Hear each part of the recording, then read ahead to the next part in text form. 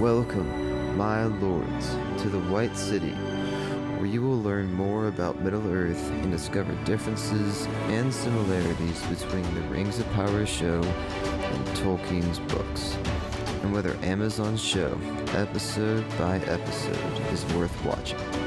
I'm Philip Dutt, your host, and I'll be joined by Matt Vandervoort and Mark Schaefer. I hope you enjoy. Thanks everybody for tuning into the White City podcast, and today we're going to talk about, in this episode, some more things about the poll that I started on the Rings of Power show, and specifically geared towards fans who watch the show. My idea was that I'd get fans who were Lord of the Rings fans before the Rings of Power came out, and not afterwards, because I figure that if you became a fan afterwards, then you automatically would say, like, yes, I liked it. But that was, that was something hard to just filter out. So I figured, I'll just show you guys basically how the poll came out. So overall, I got 424 responses. If some of you have listened to our previous podcast, I actually talked about how with 81 responses, I had, about 52%, 30%, and like another like 10% or so, something about that. Which, and a side note actually to say about like with statistics is that something very interesting is that 30 people is usually like a decent size for a statistic. So, and in this situation, 424 responses compared to the 81, there really wasn't that much of a difference. The pie chart basically looked the same, give or take like a few percents. So hopefully, like, a lot of people listening to this actually took the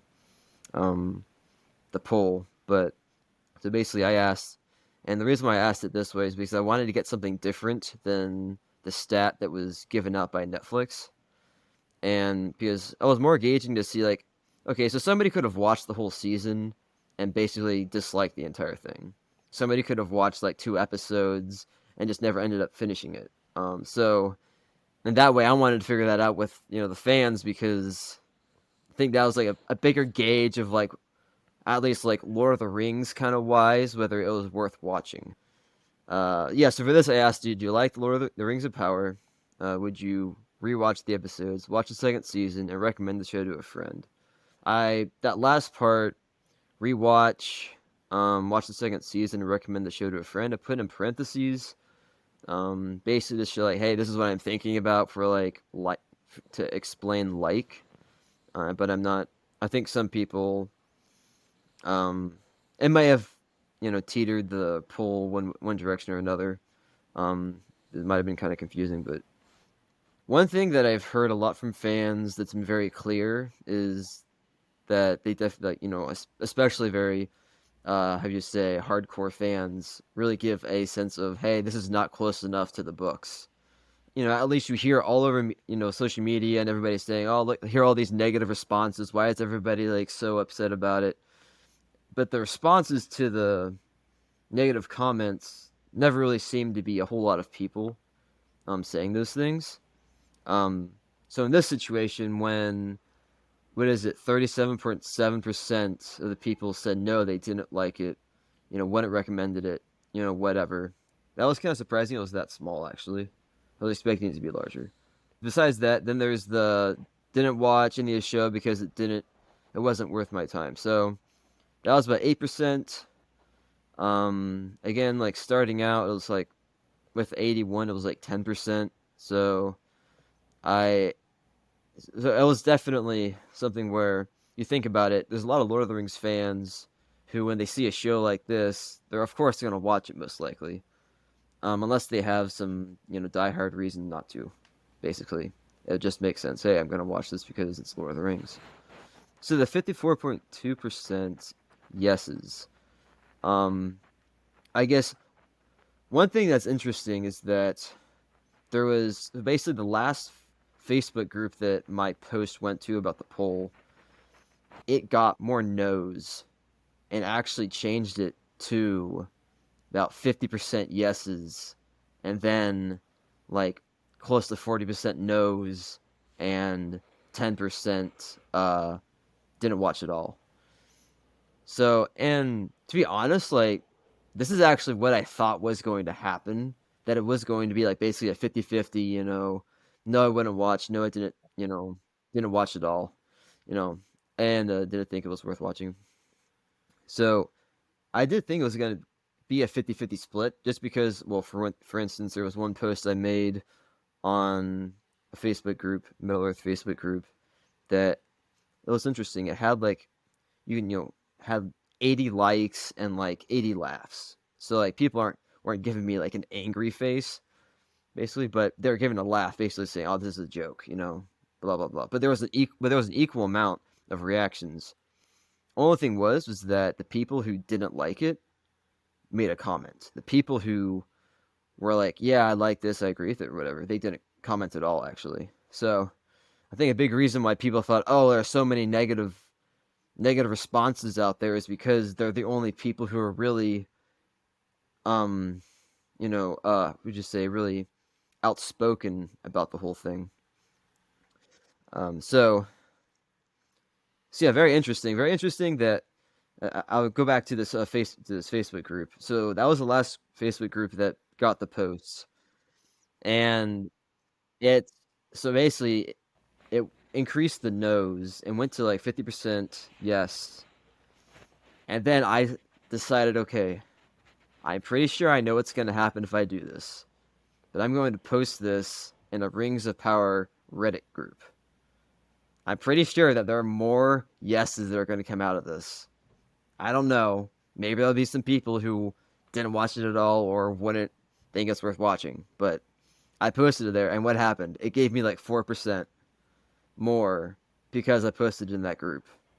It changed that, and I don't know if there were any didn't watch. I don't know that percent or the number of people that didn't watch with the poll even increased. Um, so yeah, that was a very interesting situation that happened there. And actually talk a little bit about that Reddit group. It was cool. They were most responsive. I had like 77 responses to what I posted, and uh, it was crazy. Like I told them, hey, like this is when the thing is gonna come out. I pretty much said that to everybody actually, and at least when they asked. So I told them, hey, this is when my early results are going to come out which is our previous episode. The guy actually listened to the podcast and then typed out what we said, and it was like, hey, here's like some good things I thought was like worth hearing about this podcast, what they had to say. So I thought that was pretty cool. Um, and so that's basically it for the poll. Matt and Mark, you guys have any comments? Yeah, I was gonna say that like it's clear that like this has sort of gotten it's hard to understand like the popular perception of things, but it seems like the fans who didn't like the show comment, like you said, a lot more than fans who did. I'll still say that like having about half your fan base saying they didn't like a show or didn't watch it even is like not super great. Especially I think when the Rings of Power, what it was trying to do is like be the next Game of Thrones, right? Like nobody really like fantasy people knew what Game of Thrones were, but when the show came out, everybody was talking about it, right? Or you think the original Lord of the Rings movies, right? Like nerds liked Lord of the Rings movies, but it was like only like or the books, but then the movies came out, everybody liked them and stuff. And it's pretty clear, I think that like this is the fans who did like were sort of split on it.